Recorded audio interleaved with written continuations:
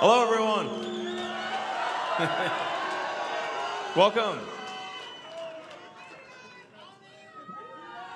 Welcome to the Team America rally.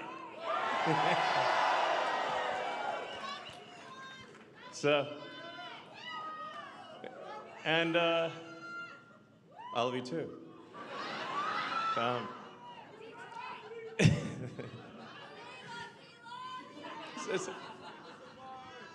All right, so let's see. What should I say? SpaceX does rock.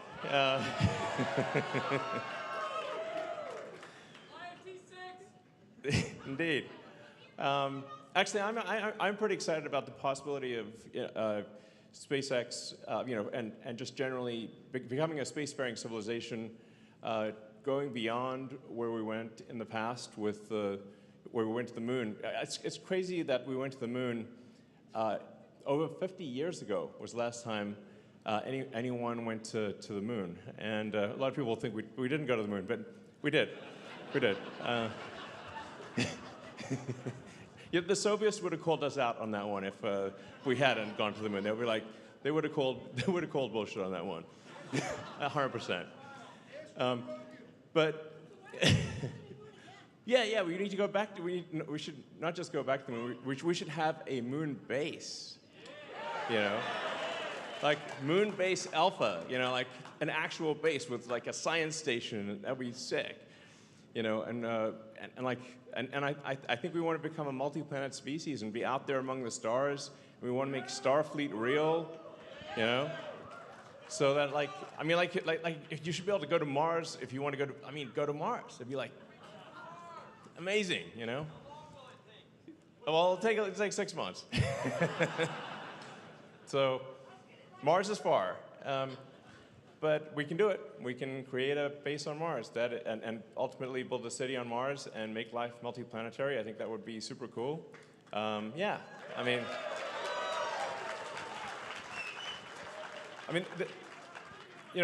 life can't just be about solving one miserable problem after another. There have to be things that inspire you, that excite you about the future, that you look forward to. You're like, wow, that's going to be cool. And I think being a spacefaring civilization and having a city on Mars and going out there exploring the moons of Jupiter, ultimately getting to other star systems would be incredibly exciting. And something you're like, wow, you could really look forward to that. That'd be like, I don't know, incredible. So, go out there and find maybe alien civilizations, like in Star Trek, go where you've never gone before. So yeah, let's make Starfleet real. Yeah.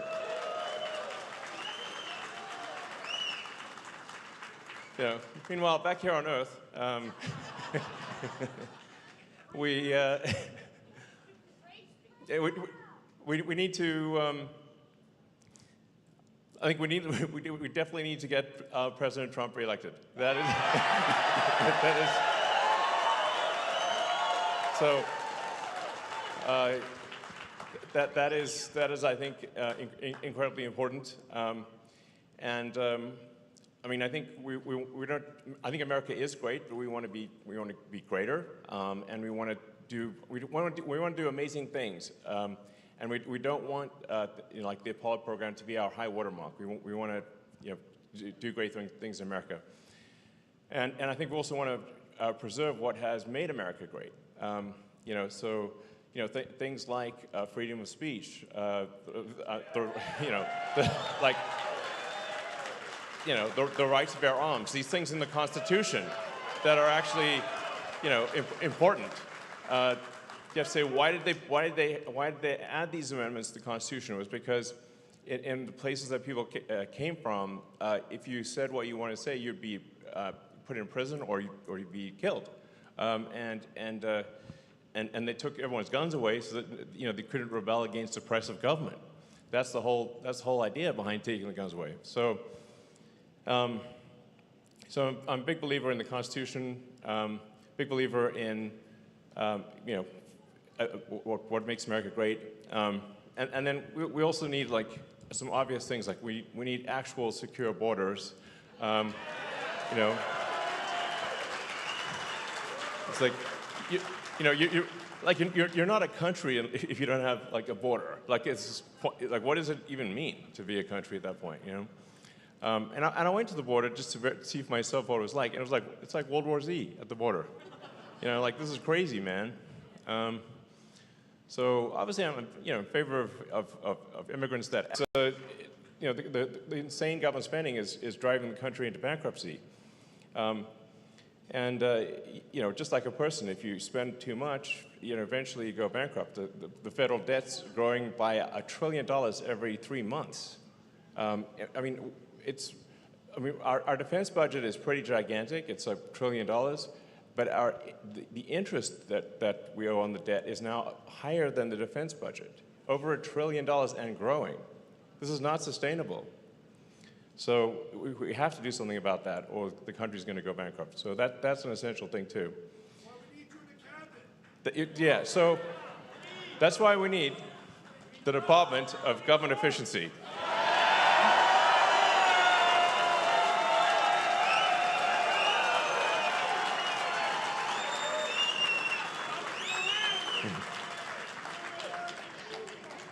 DOGE. That's on a brass plaque on a desk. It's going to be amazing. So, exactly. As people were saying, it's just it's common sense stuff, and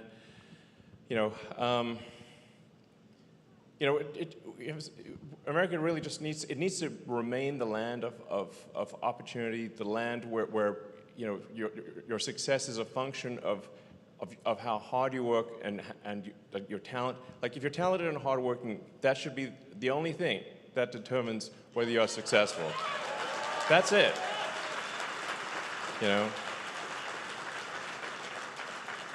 And America is also supposed to be the land of freedom. That means personal freedom. Like the government should not be imposing all these rules on people, and it's like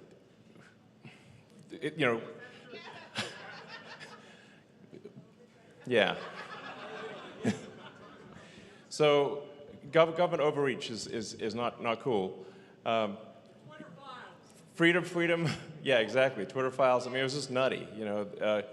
People don't realize just how much government involvement there is in the media, and like how much the government influences the media.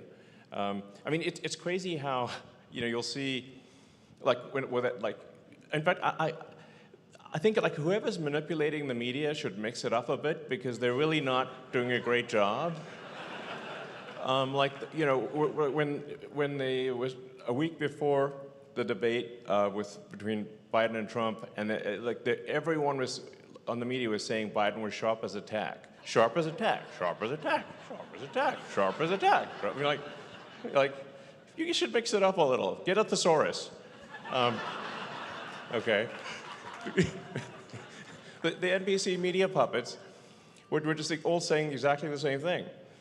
So, it's just kind of strange that, and like, do they all just get the same memo at the same time? I don't know. Where does it come in?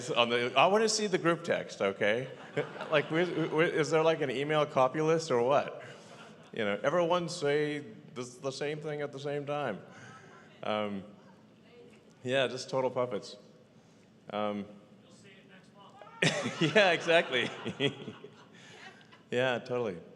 So, well, let's see. Like, what I find is really engaging is when people are able to ask questions or make comments. And so, if anybody wants to, try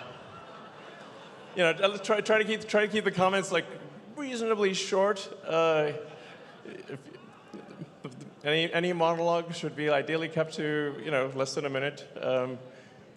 But just far away, and I'll try to answer questions and respond to comments and. Can you jump the line? Well, yeah, sure. So.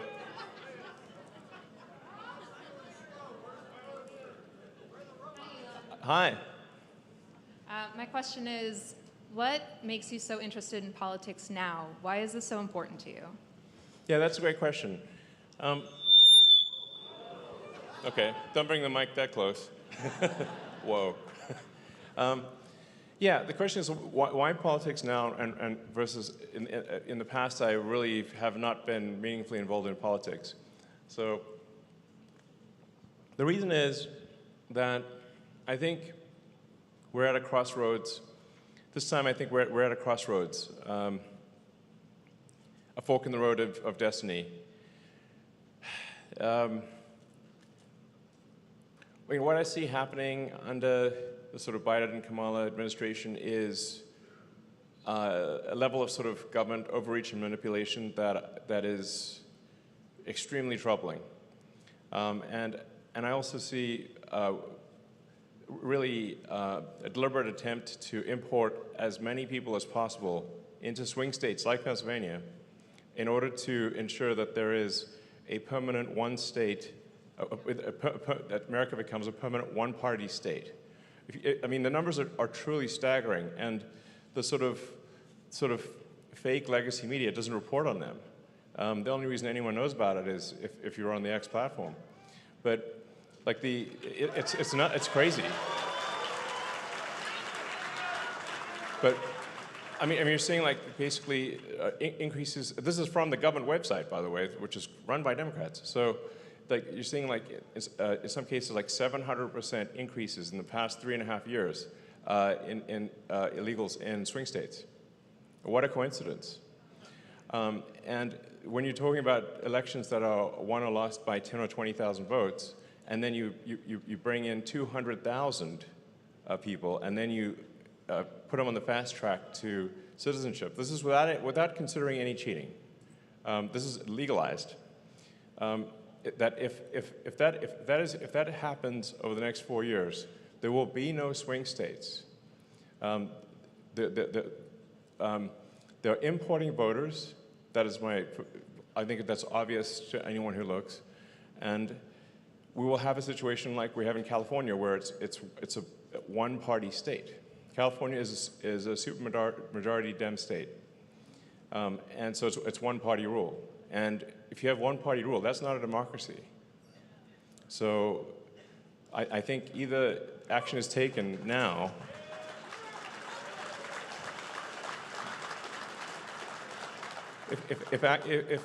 If there was another 4 years and it's really like pointless to even sort of talk about Kamala. Kamala is just a puppet of a larger machine. If the machine, I'll just call it the machine, is able to run for another 4 years, there will not be any meaningful elections in the future, just like there aren't in California, and all of America will be Californicated, not in a good way. Yeah, Californicated. Ouch. So we don't want that. That would be a bad situation. In fact, it will actually be worse than California. The reason it'll be worse than California is the one thing that holds California back from being even worse than it is that people can move out of California and still be in America. Now, what happens when there's no place to move? It'll be way worse in California. That's why I think, yeah, exactly. Well, and speaking of Mars, like what we're seeing, with SpaceX, Tesla, and whatnot, is that the sort of regulatory oppression year after year is worse and worse. And there's more regulatory agencies created every year, more rules and regulations every year, until eventually everything is illegal.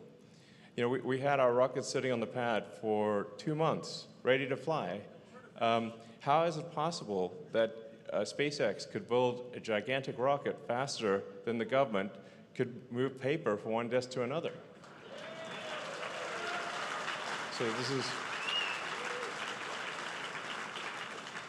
So if that trend continues, which it will do unless there's a conscious effort to have deregulation and have sensible regulation, then Mars will be impossible. We will be forever confined to Earth. So, I definitely think that's a major showstopper. Is being so heavily regulated that we are confined to Earth forever. And that would be a sad eulogy. If future aliens see us, you come back and they almost made it. Too bad they regulated themselves. You know, and they had the rocket and everything. You know. So I guess the short answer is I think this is incredibly important. That ironically, there's a lot of people on the Dem side that call Trump a threat to democracy. I think in fact they are the threat to democracy. Thank you.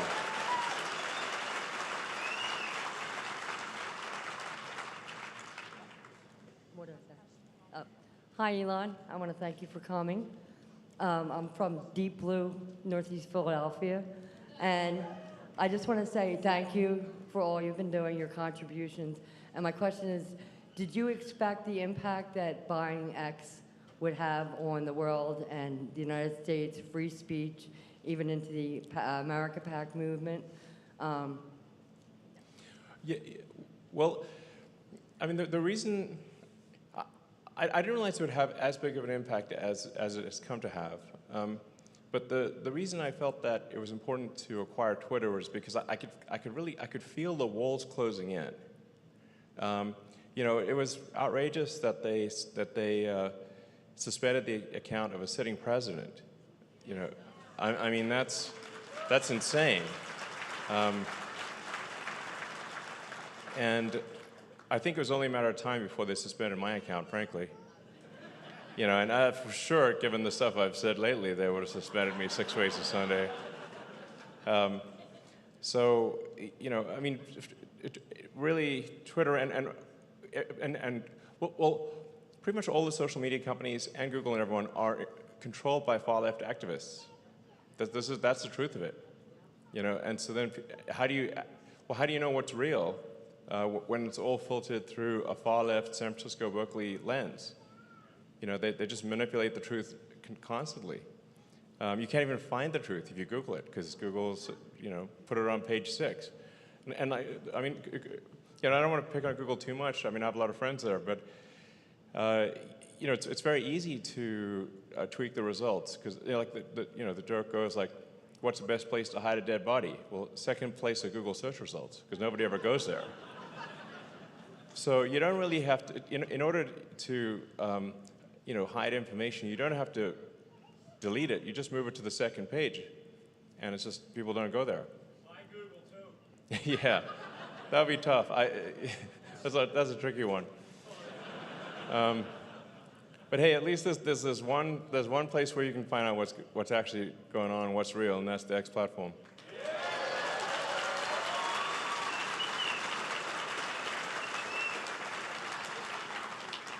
And I want to say, we're very rigorous on the X platform about being a fair playing field, a level playing field, being fair to all sides. There's not a single account on the left that's been suppressed. Not one.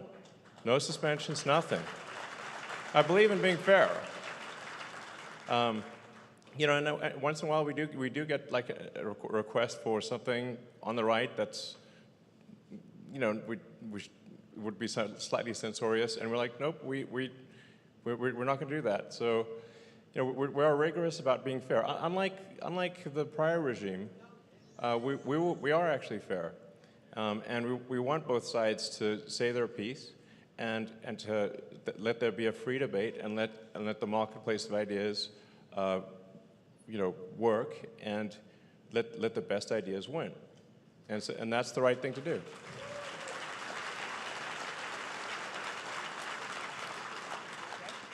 Hello, Elon. As an IT guy of 26 years, I think one of the smartest things you did was firing most of the Twitter staff.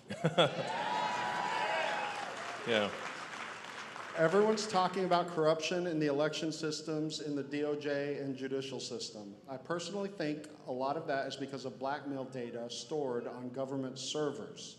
I strongly feel that if we can't control the information that is stored by the three-letter agencies, we will never get control of the country. What are your ideas on things Trump can do to drain the swamp without being overwhelmed by their dirty tricks? Well, I mean, as the saying goes, sunlight is the best disinfectant. So I think really just making as much information as possible public, available to the public, so that you can see what's going on. There's like,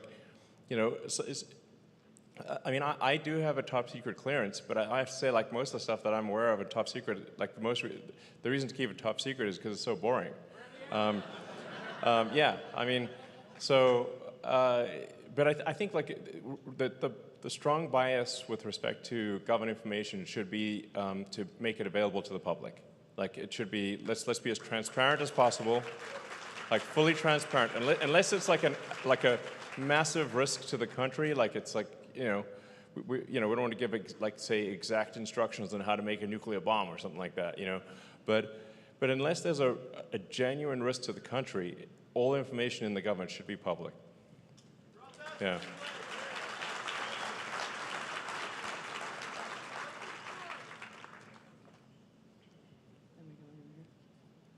Hi, over here. Oh, sorry. I- Hey, I know I look like the same girl who just asked. I am her it's hard to twin. tell because I just hear the speakers, so. Okay. I am Denise's twin who just asked a question. I'm also from deep blue, far northeast Philadelphia in Parkwood. What I would like to ask you is, in applying the same efficiency that you did to removing 80% of the staff at Twitter to the Department of Governmental Efficiency, would you consider hiring Scott Pressler, who is an amazing Sure, movement absolutely. for that efficiency? Yes. And I should say, hopefully if this comes to pass, then the Department of Government Efficiency is able to take action. We will reduce a lot of government headcount, but we're going to give, I think, like very long severances, like 2 years or something like that. So, look, just go do something else is what we're going to say, and you'll get paid for 2 years, And so you got a lot of time to go and figure out something else to do. It's like the point is not to be cruel or to have people not be able to pay their mortgage or anything. It's just we got to move people. We just have too many people in the government sector, and they could be more productive elsewhere.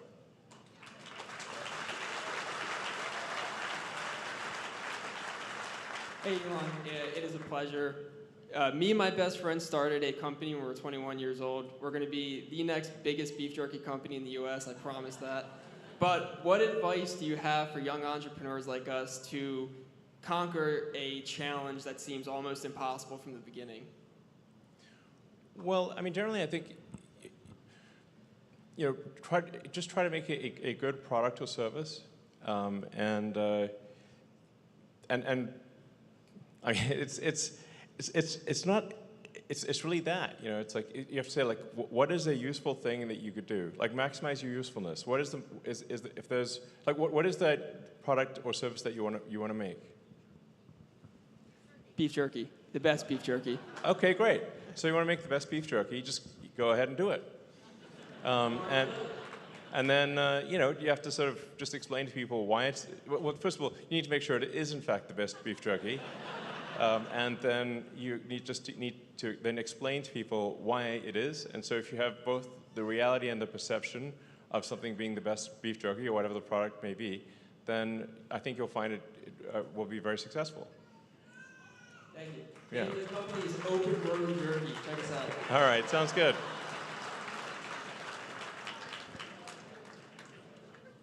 Hey there, Elon. My name's Josh. I drove down from Luzerne County today, which, by the way, has flipped red by registration. So Yes. nice work, everybody there. Excellent. Yeah. Another fun fact about the northeast part of Pennsylvania, July 3rd, 1778, the largest massacre that ever happened on American soil happened when the colonists, the French, and the natives all fought over that land. And I think it all circles back. It's now, fracking central. There's a lot of resources there, land, and just beautiful local communities. Yeah. And something that is happening at a rate that is inconceivable, really inconceivable, the centralization of power to global elites and far off abstracted places that we can't touch. Yeah. What are the ways that we bring that back to local people that can actually have an impact on the ground speaking with some people here. Yeah. I totally agree. Do we move the departments around the United States so they're not all in D.C.? How do we get people on the ground empowered to actually make everyday changes in people's lives? Well, I super agree with you. So I'm against globalist power. Like I think we should, like the UN should not have a lot of power, and these you know, it's like who voted for them? I didn't vote for them, you know, and it's like we want power to the people. The power should maximum power to the individual, and so like you know if they're like we should not have any sort of international treaties that restrict the freedom of Americans, and we should minimize the amount of federal interference at the state level. So it should be like unless it's at the state level, which is something you can influence, then really agencies at the federal and the national level should have minimal to zero power over you. Yeah. Is there a way that we could decentralize data so that consumers own the data? What is the next step towards that? Because I feel like that is what actually gives us our sovereignty back.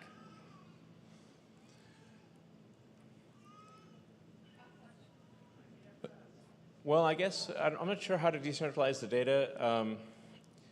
If the data is at least in multiple places, at least you should be able to like locally store the data. I mean, I think individuals should own their own data. You know, I think that's really important. Like, if you want to separate yourself from a social media company, you should be able to take everything with you. So, I'm basically in favor of any action that maximizes your freedom and liberty. So, yeah.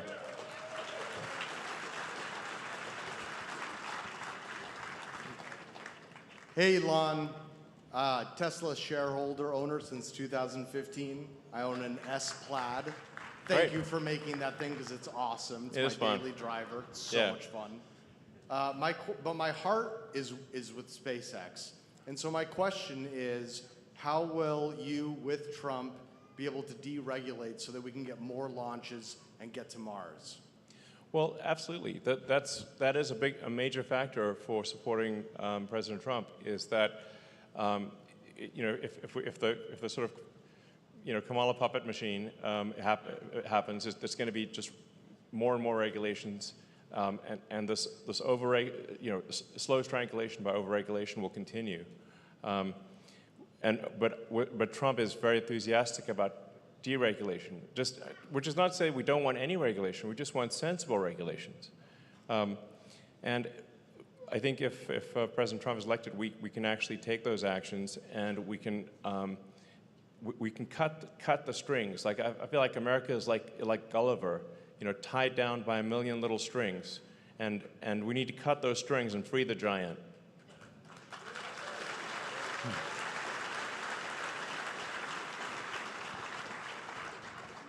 Hey, man.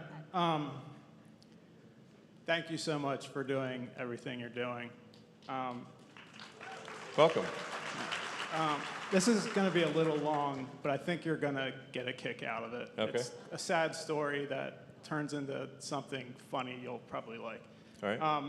So I was mostly a lifelong liberal, sort of like yourself. Yeah. Work in digital production and marketing stuff. Yeah, I mean, I believe in freedom. I believe in empathy. Like, you should care about your fellow human beings, and I believe in free speech, which used to be a thing on the left, and now bizarrely they want censorship. I'm like, what? Yeah. And thank you for buying Twitter and saving free speech, and Babylon B too. Yeah. That was great, man. Anyway, so I sort of have a case to plead to.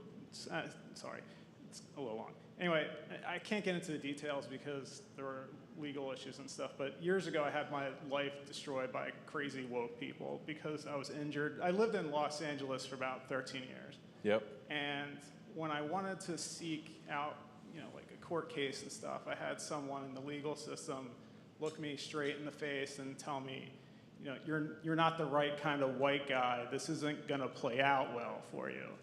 And I immediately was like, what the, what? That doesn't make any sense. I don't want to swear, but sure. Yeah. So, and I was like, is it because I'm from Pennsylvania, or I'm also Ashkenazi and like Jewish, or maybe both. I don't know. Yeah. But I was immediately like, what is happening? And so it put me in a bad spiral, and I like lost, it just went crazy. So I was like, what? Like, I'm always been a egalitarian person, and right. I mean, racism in any form is bad, whether it doesn't matter who it's directed towards. Yeah, and so, and I started, becoming more center-right instead of liberal, which is, it's an identity crisis because, it's a big change. Sure. And working in an industry, it's sort of like you understand in our industries, you feel like an outcast and you don't really know who to talk to, and so it's awkward. So anyway, as a catharsis of sorts, I made this app called Pooper. Okay.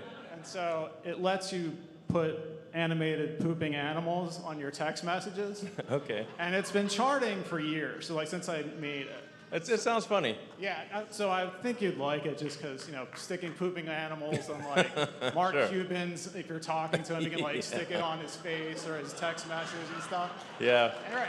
And so he gets like a gorilla pooping on his text message. Yeah, I mean, I saw an interview with Mark Cuban and, what's her name again? Rachel Maddow. But I couldn't tell which was which.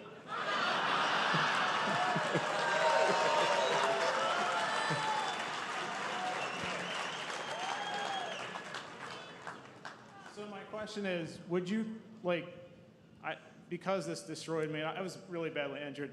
I'm not saying you have to do it. I don't mean to put you on the spot. Would you consider implementing that kind of thing onto Twitter where you could, have a dinosaur or a monkey throwing poop and put it on top of Mark Cuban's, new stupid look that he has? Well, or a Business Insider. About probably 5 million people have now heard about the pooper. Maybe 10 million. There's a lot of people going to watch this. So I think that's some solid publicity right there. Thank you. Hello. Thanks for coming. You're going to help us win Pennsylvania and the entire race. Yes. Well, I mean, I should say like it's incredibly important that everyone here and everyone listening, watching, that you go and make sure your friends, family, yourself are registered to vote, because the voting registration deadline in Pennsylvania ends at midnight on Monday. So there's only a few days left. So you just got to be a pest and hound everyone you know to make sure they're registered to vote and the registration is good, because it's a sort of, a shot clock ends at midnight on Monday. So. Ha! Go! Because now you're going to be the head of the Doge. Have you thought about whether AI and blockchain can be used to track every dollar that the government spends, makes people accountable to the very last person, and we know exactly who agreed to a $400 toilet seat? Yeah. Can we do that? Is that in the Actually, set that's a of good idea. possibilities? That's a good idea, because actually trying to make sense of these incredibly complex laws and regulations where, a law gets passed that's like longer than Lord of the Rings, and no one's actually read the thing, like literally there's not actually one human who's read the whole law, and then that law gets amplified by 100 times by the regulations that follow. I think the only thing that could comprehend that is an AI, basically. So I think that would actually be a good idea, is like saying, okay, AI, just tell us what's actually going on, where's the money getting spent, what does this law actually mean, and simplify it, really. So, yeah, I mean, the amount of government waste that happens is truly staggering. I mean, if you've been exposed to government contracting, it's pretty nutty. It's like beyond. So it's so crazy. It's hard to believe. So yeah. I think there's basically a lot of room for improvement there, and the net result will be a significant improvement in, like I said, in personal freedom and the standard of living in America. So.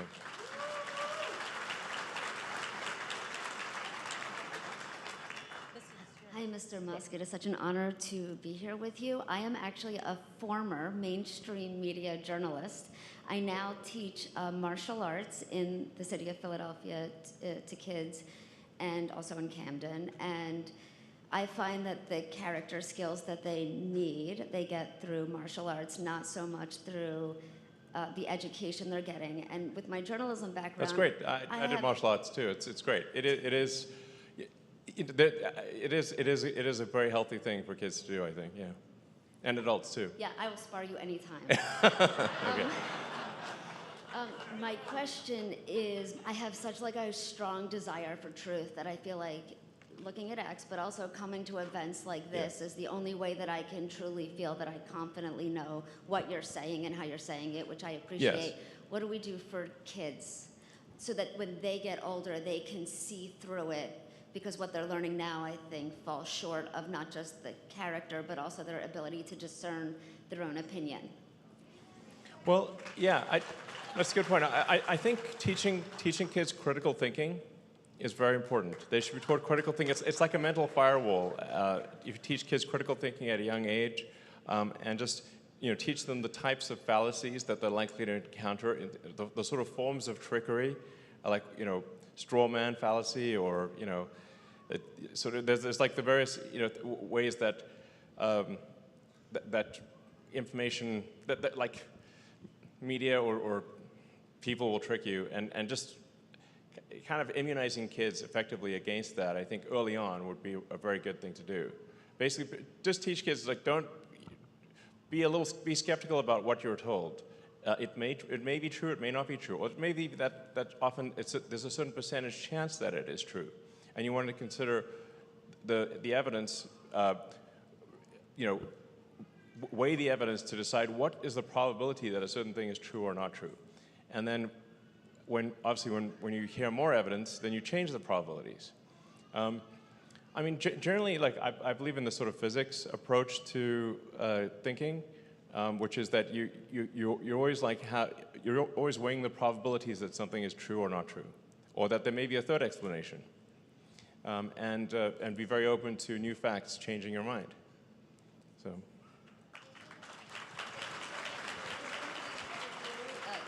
That helps to promote like true journalism through anything, I'd be happy to do it.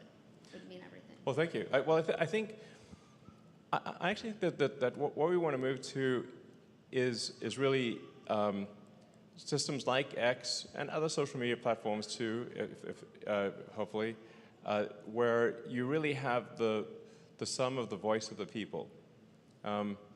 In times past, we didn't have the technology for this, so the only way to learn news was for it to be filtered through a small number of news organizations and then to be printed in newspapers or broadcast. There wasn't really any way that people could speak to each other or communicate with each other, but now there is. So because people can be online, and I'm a big believer in sort of citizen journalism, and actually being way better than, because you see, like, at first, citizen journalism may sound like, well, doesn't that mean just a whole bunch of amateurs are doing journalism? No, actually, it's way better, because if you have actual experts in the field saying things, that's way better than a journalist. If you have people who are actually at the event live, I mean, look at, say, the attempted assassination of President Trump, where people are actually at the event live, video, people are reporting it.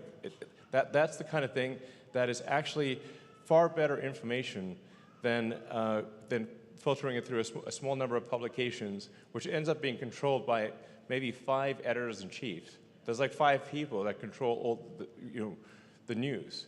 Even though there are multiple newspapers, it's New York Times, Wall Street Journal, Washington Post, a few others, and they decide what is newsworthy. But that should not be how it works. It should be the voice of the people, the cumulative voice of the people should decide what is newsworthy.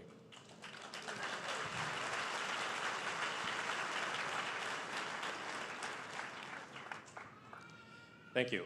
First off, I want to thank Nicole here. She's the one that's holding the mic. Really awesome. I know you said you were a little spectrum autistic. I mean, little, sure. Yes. So the only reason I say that is out of every successful person I've ever seen, you are the one person that I can relate to the most. So I'm sorry if I'm all over the place a little bit. I remember you had stated that you hate the fact that every single time you hire someone for their talent instead of their passion. So I want to be able to say the Galileo test I passed, Xavier passed, Don Lemon passed, Dark test, SpaceX test, A12 I passed that one. The 95 test, that's the year 95, what you did to be able to do Zip 2. I've done that. Slave test, Steve Jobs test, reality goodness test. The reality of actually doing something good instead of just talking bullshit out their ass. Exactly. The Reid Hoffman test, which he scoffed at you because you were going to be the first man to be able to put life on Mars, but it was going to be a turtle. So now he kind of is walking back on that. But anyways, you guys were good friends.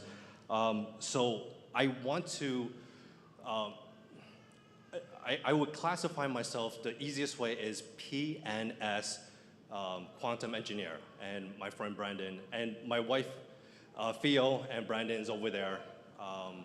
I want to give you my business card. Okay. If you have 5 seconds, All right. 5 seconds. Well, we have to move on to questions. So it's either question. Just to be clear, the goal of the questions is to ask questions that you think the public would be interested in hearing the answer to. To be clear, that is that's what we're after. Okay. So, you know, you want to ask like, well, you're interested in a particular question, but probably there's a lot of people in America and in Pennsylvania that are also interested in that question, and those are the kind of questions we're aiming for here. So, but thank you. Is what built America. I was wondering if you can bring, instead of going to Pittsburgh to be able to bring to Bethlehem, to Lehigh Valley to be able to bring that up again. Steel? Bethlehem Steel Sure, is what built the U.S. Sure. And I know you are looking between at Pittsburgh. I was wondering if you can look at Lehigh Valley to be able to grow what made America great. Okay. Well, I mean, I think we do need a lot more local production of steel. There's not enough steel made in America, that is for sure. So, yeah. So let's move. Hey, Elon. With the emergence of AI and robotics, you've talked a lot about a possible age of abundance. Yes. What are some of the steps that you believe should be necessary to lay the foundation that it's more of a utopia for humanity than a dystopia? And while you answer that, would you mind signing a unauthorized biography written by my 6-year-old son, and possibly a copy of my Hitchhiker's Guide to Galaxy? Sure. If it's for a 6-year-old, sure. The biggest thing for development of AI is that it be maximally truth-seeking, which sounds like an obvious thing, but what I see being done with a lot of the major AI companies is not truth-seeking. They're aiming to be politically correct, which means lying, essentially. So, you know, I think this is absolutely fundamental, I mean, like an example being, for example, when Google came out with Google Gemini, and you know, people asked it which is worse, global thermonuclear war or misgendering Caitlyn Jenner, and it said misgendering Caitlyn Jenner. So, which even Caitlyn Jenner said that is not correct. So that is you know, that's an insane thing for an AI to say, because if you have some sort of omnipotent AI, it could conclude, logically, that the best way to avoid misgendering is for there to be no humans, because if no humans equals probability of misgendering equals 0. So you could get like some very dystopian outcomes if you do not have a maximally truth-seeking AI. I think that's very important. That's the reason for XAI. So.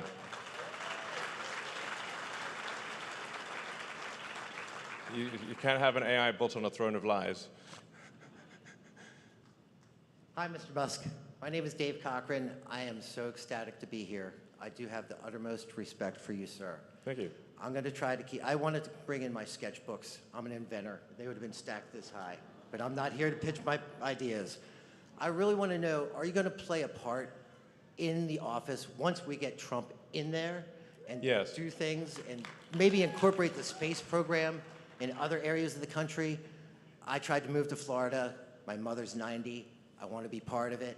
I want to do it right here. And Sure. I want to bring manufacturing here and the space program. Yeah. But I'd like to see you involved, that's for sure. Yes, I intend to help. I intend to do a lot of work to improve government efficiency. So I believe this is very doable, very achievable.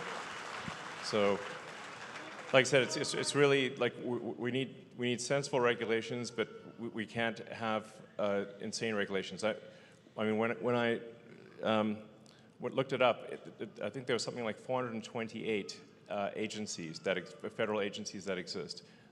That's almost two agencies created per year since the founding of the country. So, yeah, exactly. Not to mention the NGOs what's weird about a lot of these NGOs is they're actually funded by the government. So it's a government-funded, non-governmental organization, which is like, it just ends up being a self-licking ice cream cone. You know, it's like bizarre. How do you shut it off? You know, you have to shut it off at the government level. So, yeah, I think I do intend to, if I'm, assuming President Trump is willing, and I think he is, I intend to play a significant role in,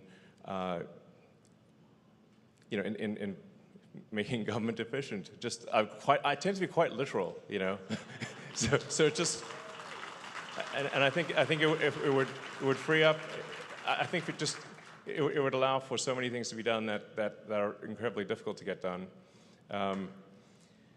Like the Boring Company, was trying to dig a tunnel, just a road tunnel under the Colorado River in Texas, and has been waiting 2 years for a permit for a simple tunnel under a river. Because it's a federal river, it's 2 years, and still no end in sight.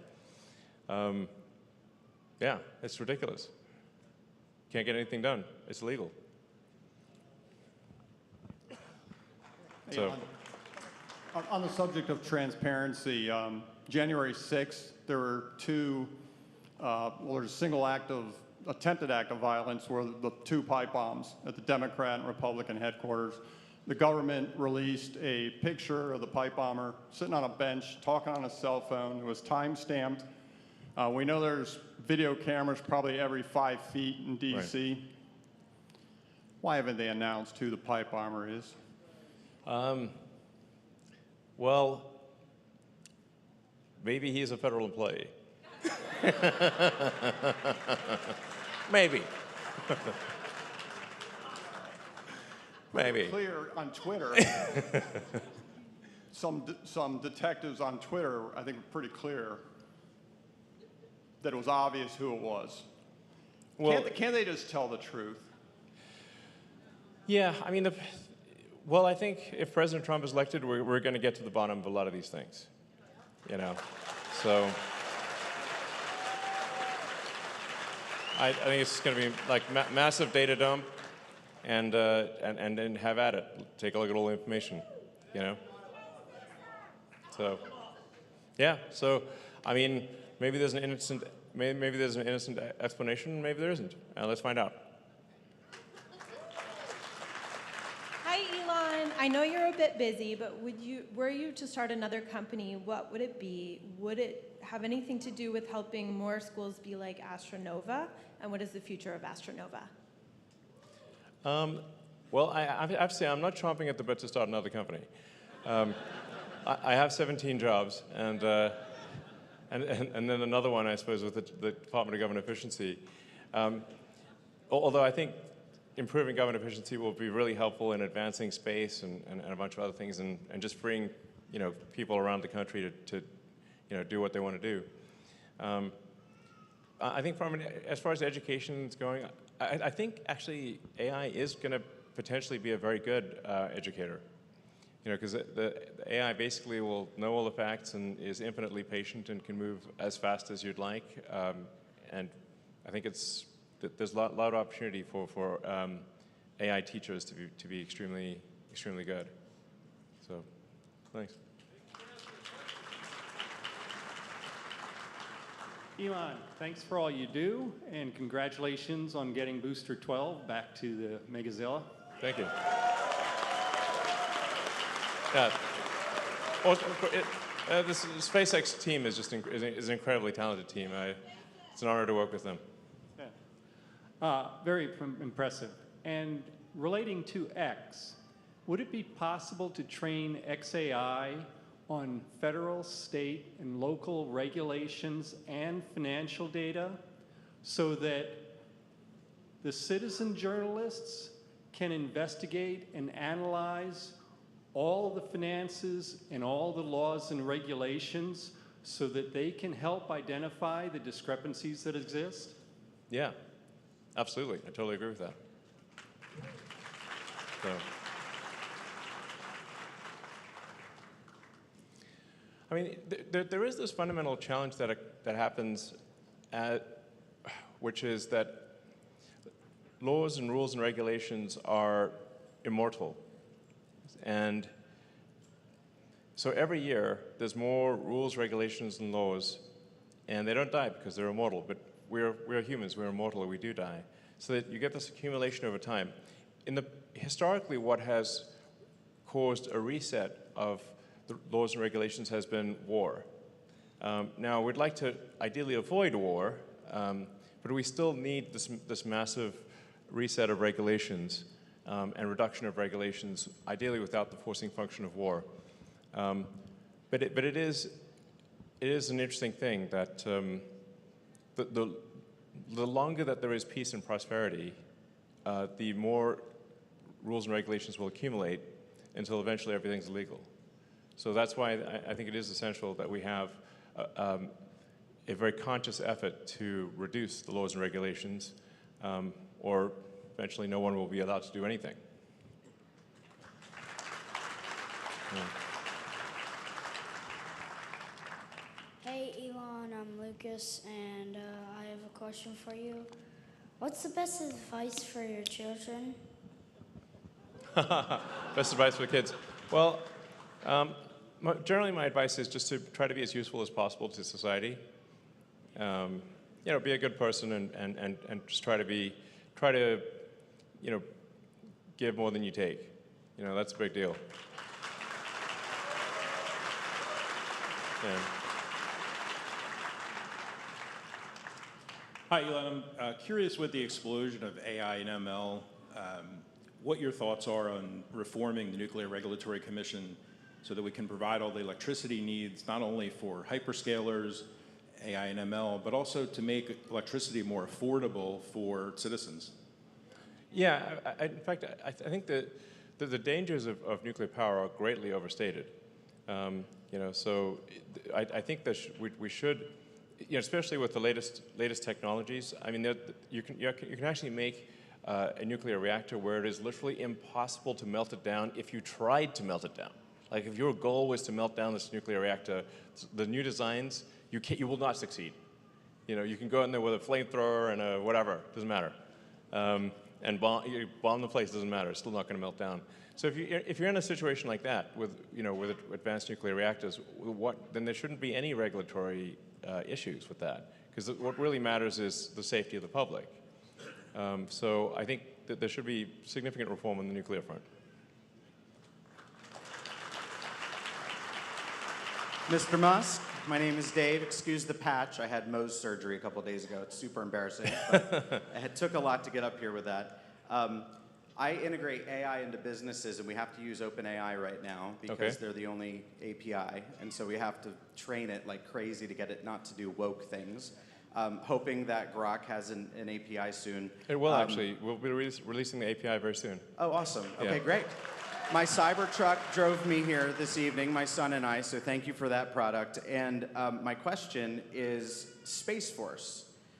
I'm assuming there's been some discussions with President Trump about Space Force, and I'm just curious if he does win. obviously Doge, yes, awesome. But Indeed. secondly, what do you think Space Force might look like in 10 years? Well, I think Space Force should really aim higher. I think when the public hears Space Force, you sort of think Star Trek, Starfleet Academy. You don't think let's make a slightly better spy satellite. But the way that Space Force is interpreted by the military currently is let's make a slightly better spy satellite. Like that's like 5% better. I'm like, no, that's not what people want. People want Starfleet Academy. Yeah. We want the Star Trek Enterprise. That's what people want. A real Space Force where it's like we're actually in space. So that's what I mean. Like we want to aim to have like a permanently crewed base on the moon. We want to build a city on Mars. We want to be exploring the moons of Jupiter, the asteroid belt, the entire solar system.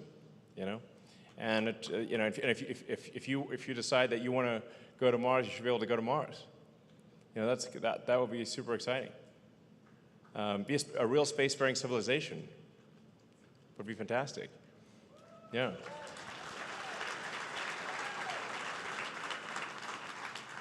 Hi, Elon. You've spoken about the challenge of falling global birth rates and American birth rates.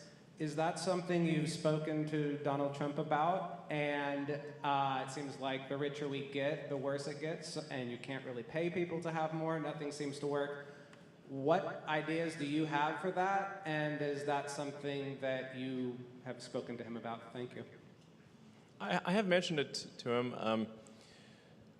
And it is a quandary. Like if you look at the sort of the rise and fall of civilizations, you realize that actually what ended most civilizations was a low birth rate.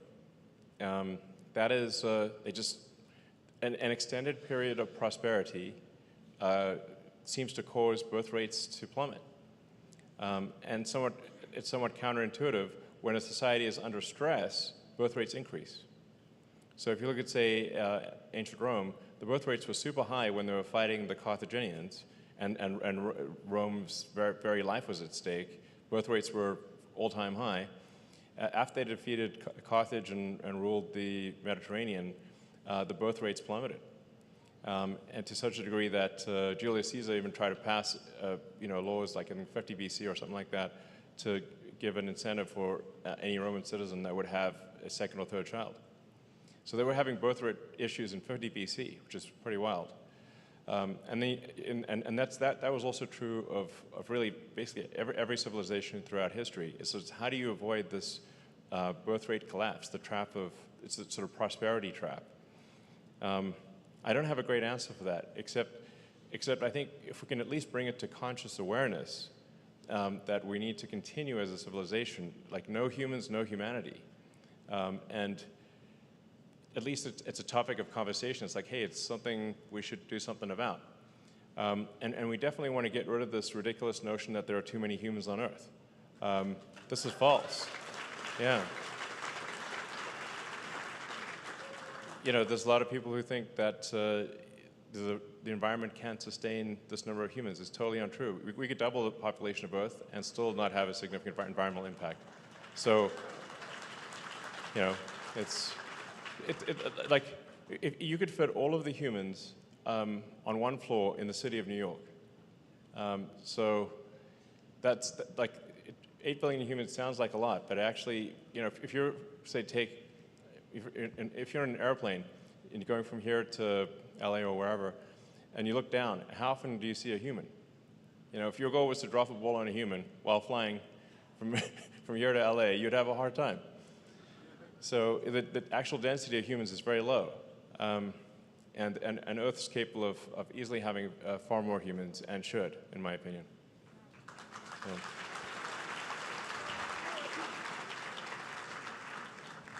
Hi, Elon. It's an honor to speak with you, and I just want to personally thank you for buying Twitter and saving free speech. You're welcome. So a couple months ago, I was tired of being a keyboard warrior, and I signed up to be a Trump Force 47 captain. Great.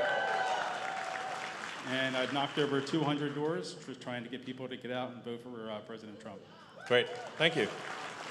That's super important. I mean, you know, as was asked to me at the beginning of this talk, you know, why am I so involved in politics this time? It's because I think this time it's a fork in the road, and it's frankly, I think we're doomed. If Trump doesn't win, I think we're doomed. We're in the doom loop at that point. So he's got to win. And I think for those who are in areas that are, you know, sort of normally it's like deep blue areas, if you think you won't get assaulted, put a Trump Vance sign on your lawn. I mean, a lot of it is like people are like, they need social proof. They need evidence that they're not alone. Yes. And so probably a lot of people in these like nominally blue areas would actually vote for Trump if they thought someone else was voting for Trump too. And so if you just put the sign on the lawn and be sort of loud and proud, then I think people will be like, you know what, I think I'll vote for Trump too.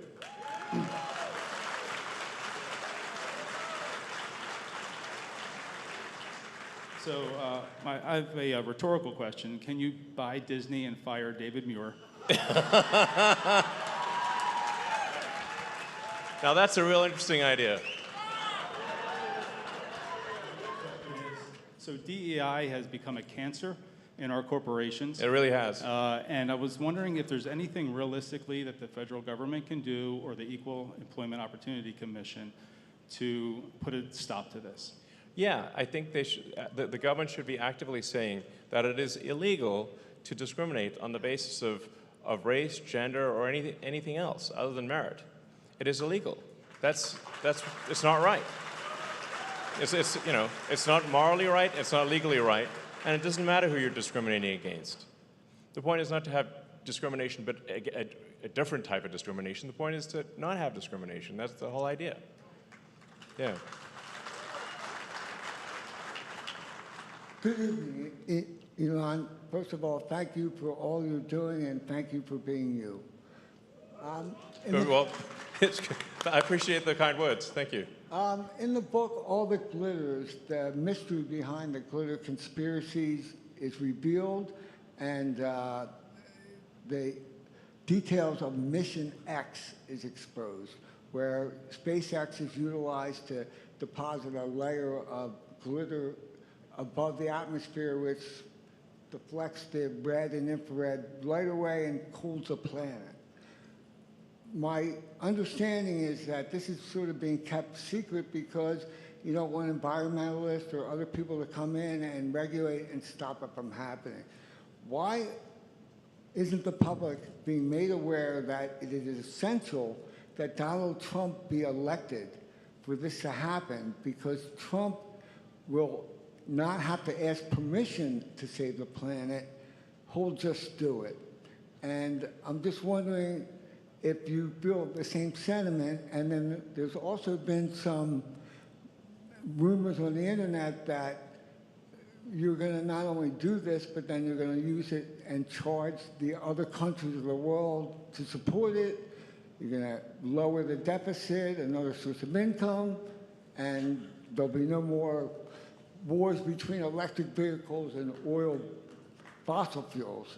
So why won't you tell people, elect Trump, and this will happen? Because if it's anybody but Trump, regulations or, yeah, you know, it only takes one person to complain and it won't happen.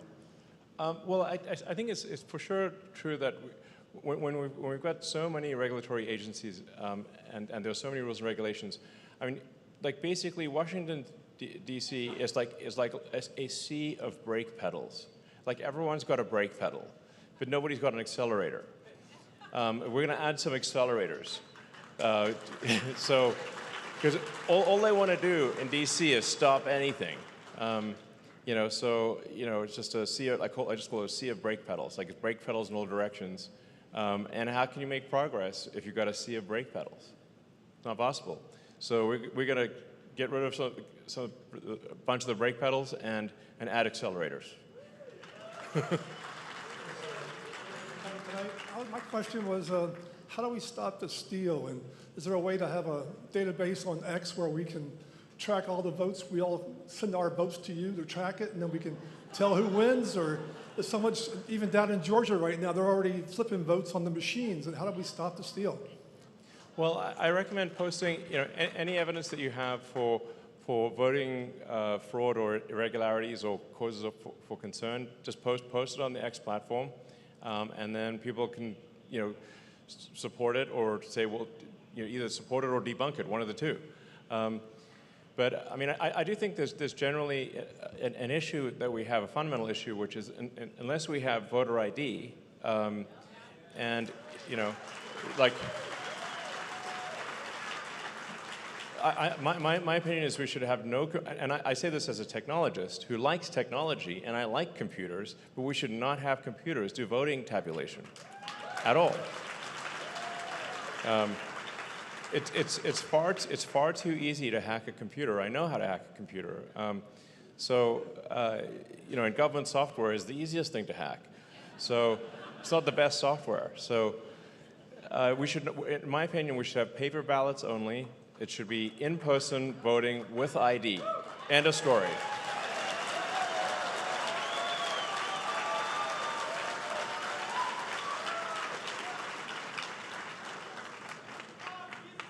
Hi, Elon. Thank you for everything you do. Feel free to answer this question in 3 words. Some people claim that you're hurting Tesla's brand and sales by supporting Trump. What do you say to those people? Well, I mean, Tesla sales are actually doing great.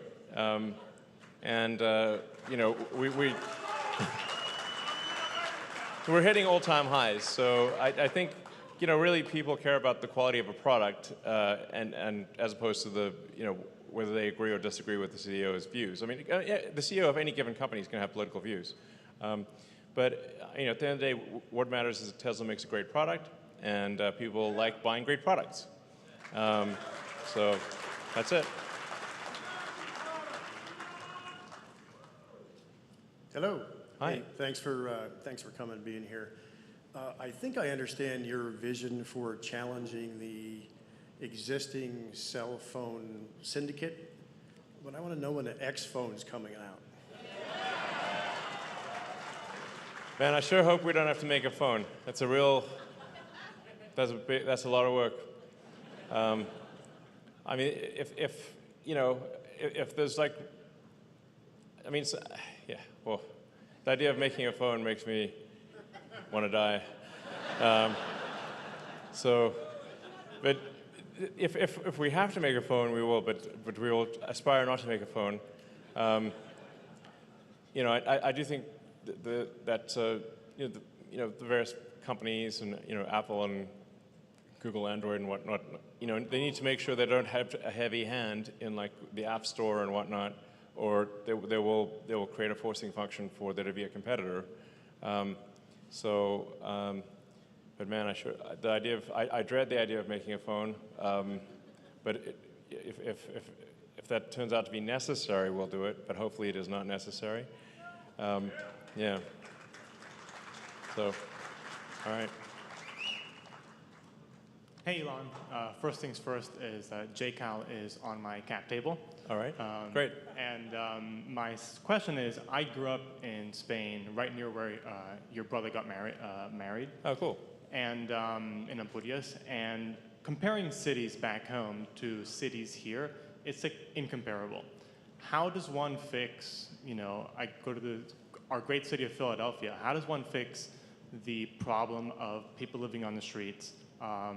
It's not talked about enough. It isn't. No, I agree. I go to Kensington a lot, and it is such a horrible sight, seeing these poor people. At what point do you have the freedom to slowly kill yourself like that on the streets, and how do you fix that? Well, I think there's not an easy answer to that. But I think you cannot have open-air drug bazaars because obviously that's going to be a magnet. While I think most people can resist the lure of drugs, some people cannot, and you just cannot let there be easy access to drugs and have it just be open there on the street. Then there are also situations where somebody is like just fundamentally mentally ill, like not a little bit, you know, like I mean, mentally ill in a dangerous way, dangerous to others. And I think if somebody is incurably mentally ill and a danger to others, we need to have some kind of asylum for them. There's no, because the other, you know, it has to be done. The word homeless is a misnomer. Because homeless sounds like someone who got a little behind on their mortgage payments, and if they just got a job offer, they'd be back on their feet. That does not describe the people in Kensington, okay? At all. So if the issue is if there are violent drug zombies, they must be taken off the streets, and they won't go willingly. So there's no choice. Now, I'm a big believer in empathy. I think we should have empathy. We should have empathy for our fellow human beings. But what I see on the left is a lot of shallow empathy, sort of empathy that's skin deep, essentially. Very thin empathy. They have empathy for what they term homeless people when they're actually violent drug zombies, but they lack empathy for the victims of the violent drug zombies. And so that we should have deep empathy for everyone, not shallow empathy. Have empathy for the victims of the criminals, not just the criminals.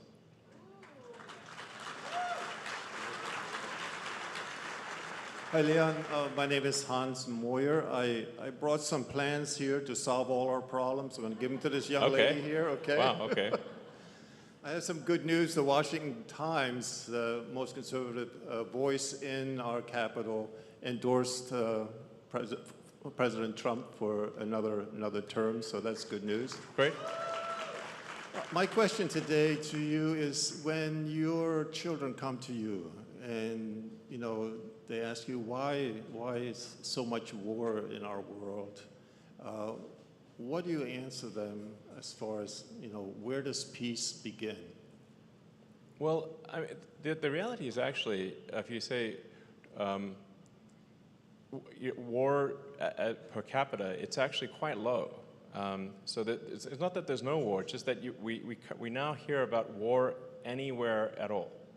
So, but if you compare where we are today versus, say, last century with World War II and World War I, where millions of people were dying per year, we actually have, on a global basis, it's actually very peaceful. That is not to say that there aren't some terrible things happening somewhere. There are 8 billion people on Earth. So, and in fact, what the sort of legacy mainstream media tends to do is try to answer the question, what is the worst thing that happened on Earth today? That's generally what the newspaper tries to answer. What's the worst thing that happened on Earth? It's a big world. There's some pretty bad things. So, actually the reality is that there is only a small amount of war occurring in the world compared to the past. Now,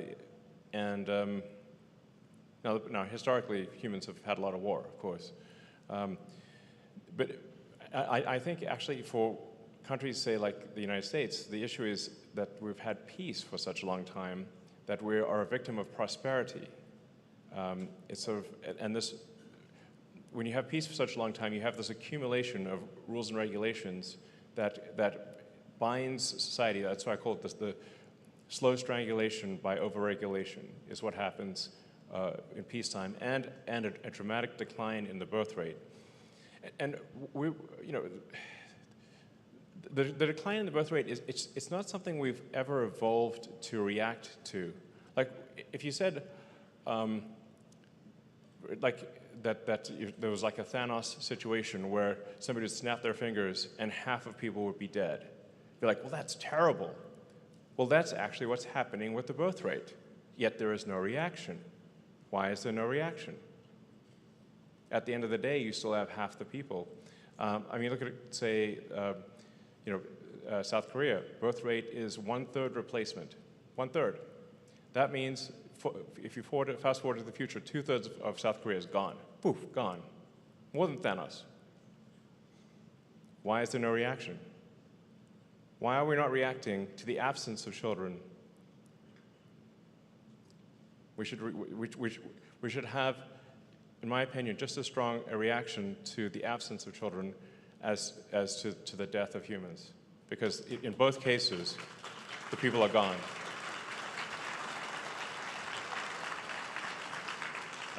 Hey, Elon, how you doing? Great job saving Twitter from the woke mind virus. And I don't know if you're a gamer, but... I am. What gave it away? Because I do post frequently on the subject. Yeah. Yeah. Very nice, me too. I do actually love it. People ask me, like, what are your hobbies? I'm like, well, I talk to my friends and family and I play video games. Yeah, I left my Diablo 4 to come here, so yeah. I made it here. But the yeah, exactly.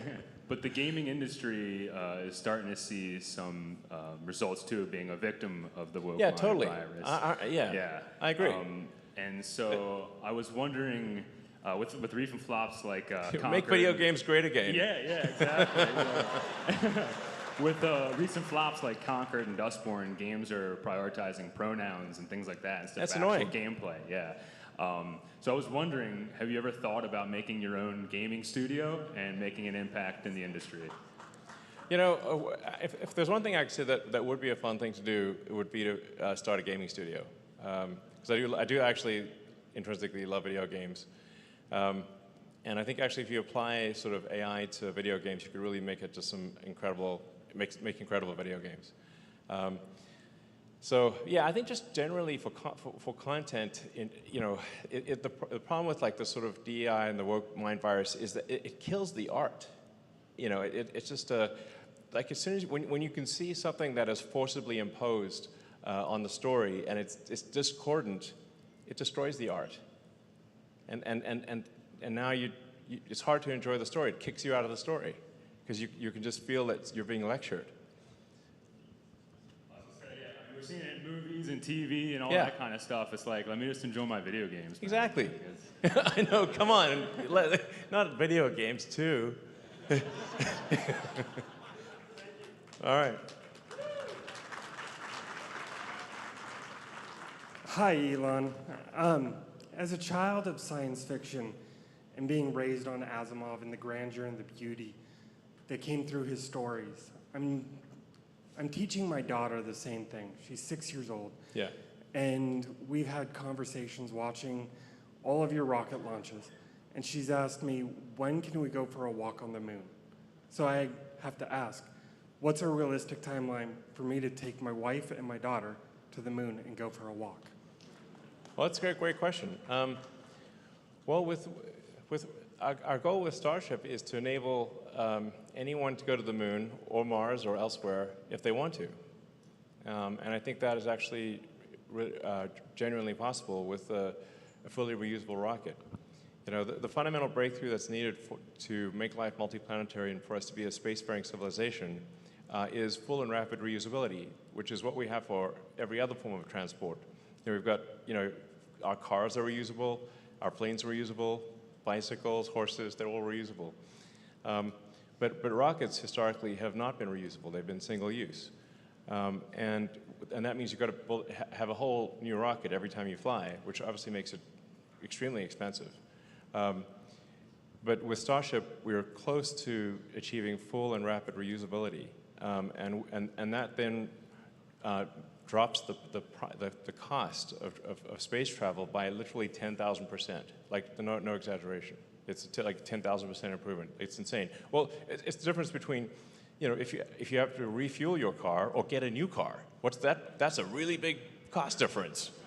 And imagine, and the situation historically with rockets is like if you went on a journey, if it was a car, you'd have to get a car and then tow a smaller car behind you to leave the other car there and then come back in the little car.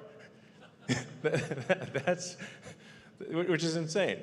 You need a second car just for the return journey. So that has made space insanely expensive. But once it's fully reusable, now the cost is simply whatever it takes to refill the rocket. That's it. And that's a massive change. So, thanks. Hi, Elon. My name is Amanda. I'm a single homeschooling mom of a beautiful daughter.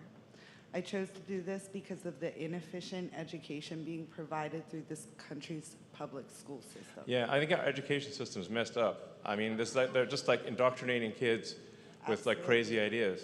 California alone gets approximately $23 billion in federal funding, which only accounts for 6 to 9% of funding for the state's K through 12 schools. Right. Yet they still have the lowest graduation rates of any state in the U.S. Yes. How can we better use our funding federally to make sure our students in public school receive a proper education that prepares them for the workforce without the misallocation of taxpayer federal funding that the students seem to not be benefiting from anyway? Well, I mean, if we make the funding contingent on student performance, then I think that would be a difference. I mean, right now there's no feedback loop. So schools can be terrible, teachers can be terrible, and nothing happens. And it doesn't matter if there's what the results are. So if you have no feedback loop for improvement, if there's neither punishment nor reward, there's no reward for excellence and there's no punishment for failure, then you're going to have basically communism. And you know, then it's bread lines and ugly shoes. So we don't want that. So yeah, I mean, I met someone a few months ago who was telling me how he grew up, and his father was an ambassador, and he went to Hungary when it was still under communism, and he remembers going into a store and trying to buy something, and you had to basically beg the store clerk to allow you to buy something. Okay, he's like, I was like, it's like, please do me a favor and allow me to buy this thing. That's how crazy it gets. But if you've got no feedback loop, essentially the store clerk knows that they'll never get fired, doesn't matter what happens, and they could be great or they could be terrible, nothing happens. Then you get the outcome you should expect, which is terrible results. Whatever you incent will happen. And so we need to have an incentive for excellence, where there's reward for excellence and there's punishment for failure. That's it.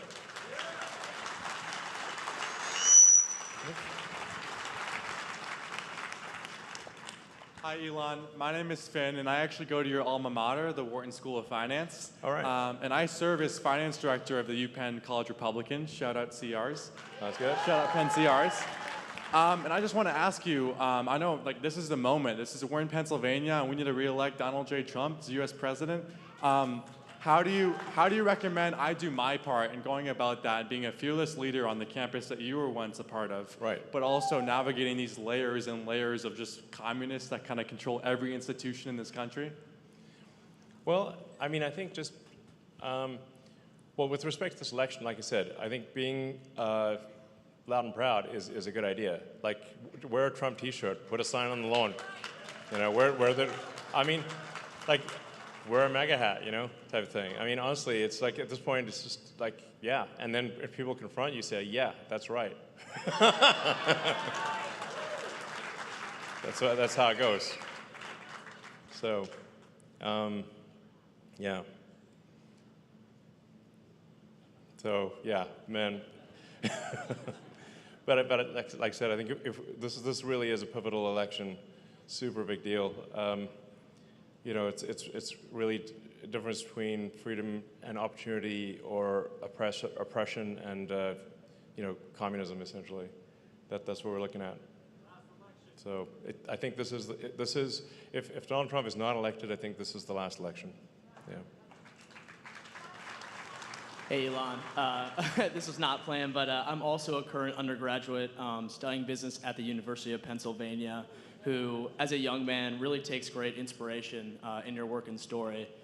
Earlier, you mentioned that the government deficit is growing at an unparalleled rate and needs to be stopped through a separate department for efficiency. Given the fact that government spending is increasing and taxes are unlikely to get cut in a meaningful manner, how do you think the United States can best decrease our government deficit to invest in the future of our generation? And secondly, and more importantly, what advice do you have for young men today who are seeking to achieve their full potential? Thanks, and go Quakers. Yeah. Well, I mean, I really think we've got to cut government spending. Let me put it this way. Ultimately, there will be no choice but to cut government spending. And when the government runs a deficit, that is a tax. And it's a tax on people who are saving money. It's a tax on people who least deserve it, really.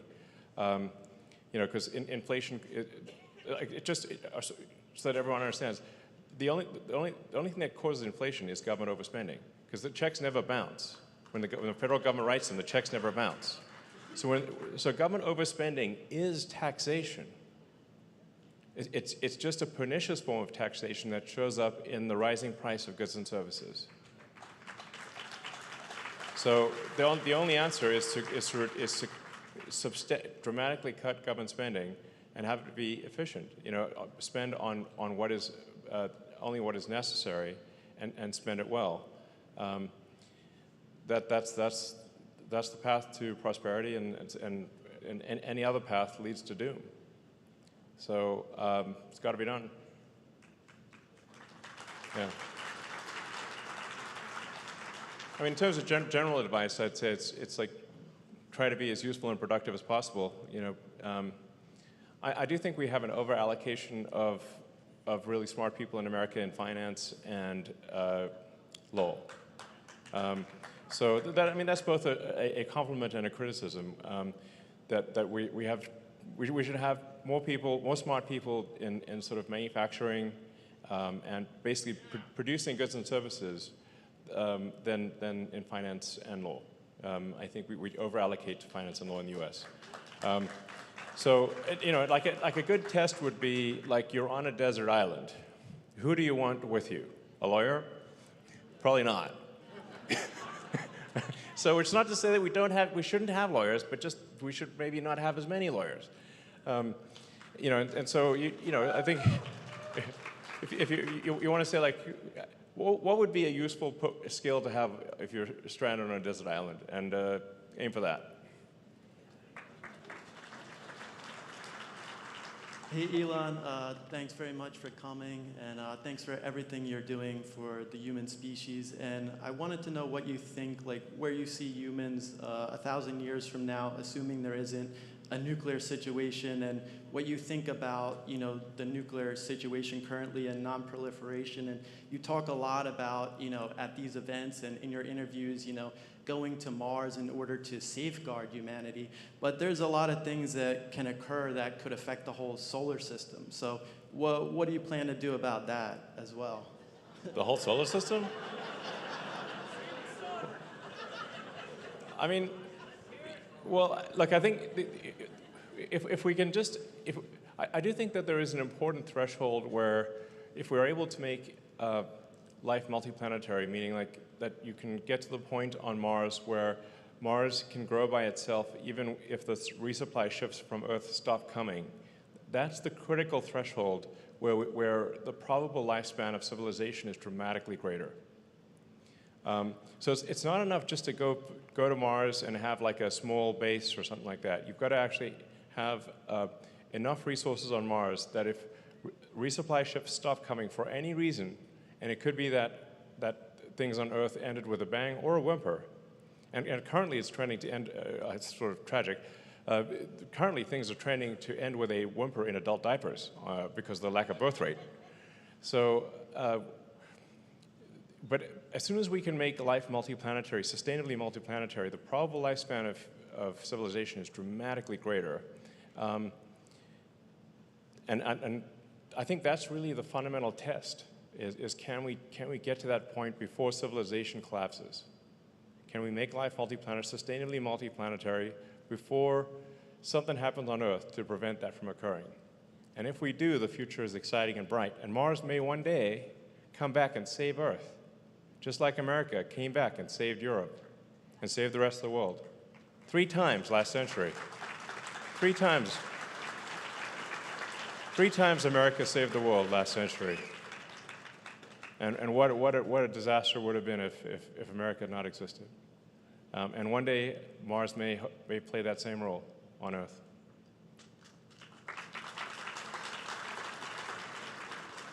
Good evening, Mr. Musk. I just wanted to ask, as a citizen of the United States and the United Kingdom, if you could get Donald Trump to pressure the United Kingdom and the EU to get you into those summits, to get more American businesses into Europe and not to be so aggressive. Well, I think there's some weird things going on in Europe. There's a lot of, I mean, although we've got quite a lot of bureaucracy here, but in Europe they've got country-level bureaucracy, and then they've got EU bureaucracy on top of that. I mean, the EU headquarters in Brussels is a monument to bureaucracy. It's really next level. And they unlike America, they don't have a First Amendment. You don't actually have freedom of speech in Europe. But we're kind of like a pretty rare situation having freedom of speech. So, like there's crazy stuff happening in the UK where people are getting like 2-3 year prison sentences for Facebook posts. Yeah, I don't think I should go to, visit Britain because they're gonna drag out some, tweet and say 2 years in prison for this tweet or something bullshit like that, So anyway, I think that's, with Trump elected, we can put a stop to that stuff and say no way, no, nope. No throwing people in prison for random social media posts. That's crazy. Yeah, it's happened a lot. No, I mean it's so crazy in Britain that they actually have released convicted pedophiles in order to imprison people for making social media posts. That is a real thing that happened. Insane. Yeah. Hi, Elon. I'm a medical student. Unfortunately, radical ideology, including gender-affirming surgery, chest feeding, as they call it, has infiltrated our curriculum. Unfortunately, if you speak out against this, there are grave consequences. I have to meet in private with like-minded individuals to discuss this. I'm worried about the health of our patients and our citizens, and more importantly, the general trust in the medical system. Yes. As a society, how do we push out these ideologies, but also, I guess, prevent, speak out and have freedom of speech without facing the fear of retribution? Well, elect Trump, honestly. The problem is that the government institutions, under the formerly liberal left, are pushing for censorship, under the guise of something being hate speech or being their favorite word, disinformation. I find it hilarious when CNN was complaining and saying that I'm pushing disinformation. I'm like, are you kidding? CNN, look in the mirror. Should rename himself DNN, Disinformation News Network. It's nonstop bullshit. But obviously it should be okay to debate things. Words are not violence. There's a big difference, and we need the sort of, you need to be able to speak your mind and say what you want without severe repercussions. But there is I mean, it's wild, but like prominent Democrats multiple times have said the Constitution is an obstacle. They want to get rid of the First Amendment. They will if they can. It's insane. I strongly believe, with respect to any kind of gender surgeries, there should not be any permanent changes to children. This is crazy. A child cannot consent. It's like if you need to be 18 to have a tattoo, well then I think you need to be 18 to have, to be, sterilized. At least you need to be 21 to have alcohol. So it should be illegal to take actions on children that permanently affect their future, and they may subsequently come to regret. Like, I believe in maximizing people's happiness, but allowing a child to do something, crazy during their teenage years that affects them for the rest of their lives is not doing good for that child at all. So leave the kids alone. So, yeah. Hi, Mr. Musk. I'll keep it as short as possible. Right now, I'm also a student at Penn, and I was wondering what you think education in college in particular is the best, and probably more importantly, the worst at preparing people for the real world. Thank you. Well, I do think it's important to study. I think it's good to study a wide range of things. I think it is important to study, I think, engineering and physics, so that you understand how reality works. I think it's also important to study history, and literature. So it's not purely a matter of studying, engineering and maths and physics. But I think if you don't, if somebody does not study physics at all, then it's hard to tell the difference between what is a real technology and what is witchcraft. So, physics allows you to sort of distinguish between witchcraft and reality. And you sort of learn, well, why does an airplane fly? Why does a microwave heat food? Why do these devices work? How is your phone able to receive information through the air, invisibly? If you study physics and engineering, you get to understand these things. But I think it's also important to study, history and philosophy and literature. So I'd go with a wide range of subjects, but make sure that physics is in there somewhere. Yeah. Well, I think if somebody's like the CEO of an airplane company, they should know how airplanes fly. Yeah. Call me crazy. Hi, Elon. I'm in college right now studying computer science, so I've taken a big interest in AI and specifically your work in it. You've talked a lot about AGI and how an omnipotent AI could make the decision to kill all humans to avoid misgendering them. Yes. As you know, the way LLMs work, large language models, is they just predict the next word that comes in a sequence. So how do you see it going from something like that to something that can think and make decisions with the power to do that? Well, I think that's happening pretty quickly. So,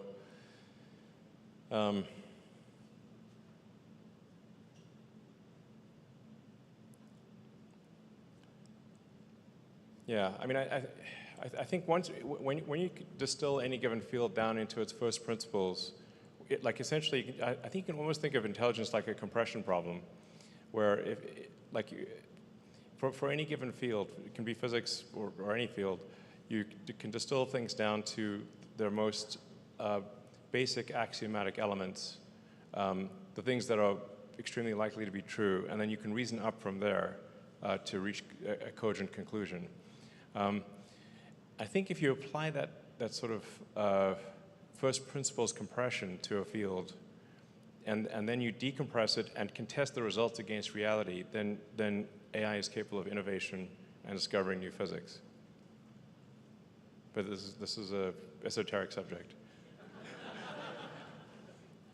That's how humans have done it, essentially. Physics has been about figuring out the formulas that define reality. But you can also think of it as the compression or decompression, the compression or decompression formulas for reality.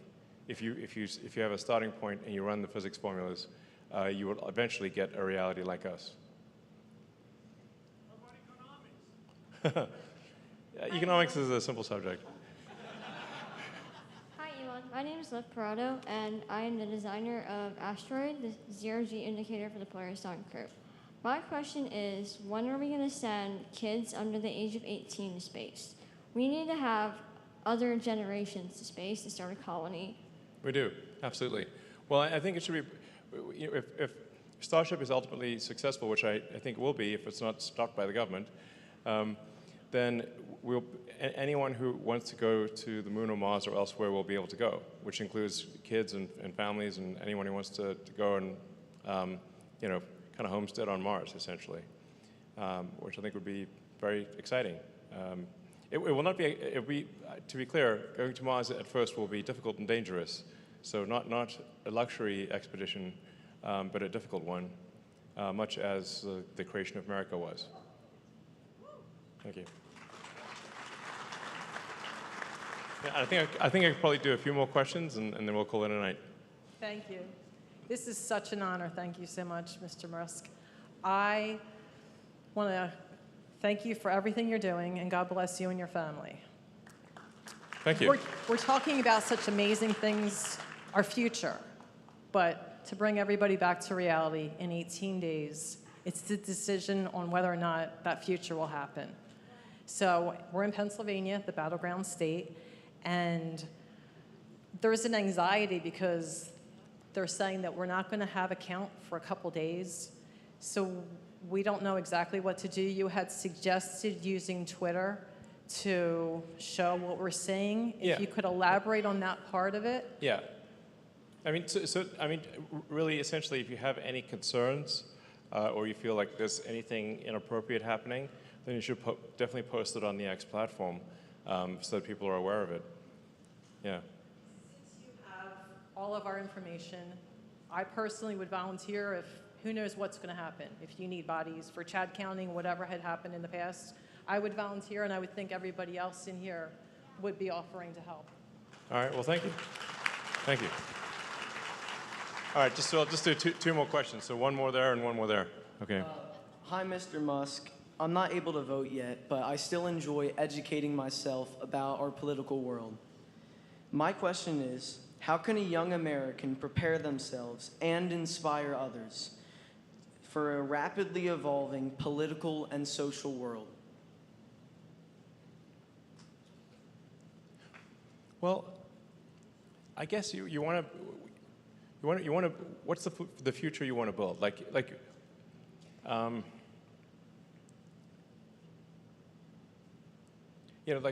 guess a future where, I don't know, there's immense prosperity for all, and we're out there exploring the stars. I mean, that's something that I find, really exciting.